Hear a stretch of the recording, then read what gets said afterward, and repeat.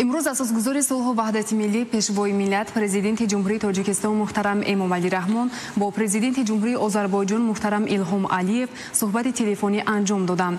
سران دولت‌ها وضع کنونی بهداشت اپیدمیولوژی در جهان را بررسی نموده با همدیگر درباره وضعیت دو کشور در رابطه با پخش‌شوی سرایت کرونا ویروس نو تبادل اطلاعات نمودند.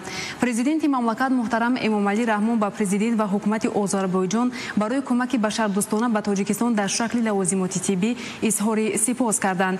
ضمن صحبت سران دولت‌ها اینچنین اید به حالت و دورنمای مناسبت‌های تاجیکستان و آذربایجان در ساحه‌های تجارتی و اقتصادی مبادله افکار نموده هوسمندی و آمادگی خود را برای گسترش و توسعه همکاری‌های اقتصادی تجارتی بین کشورها تاکید کردند.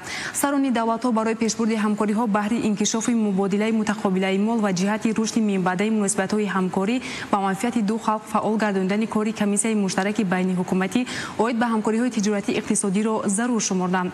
در انجام صحبت پرزیدنت جمهوری تاجیکستان و پرزیدنت و مردم آذربایجان سلامتی و کامیابی آرزو کردند.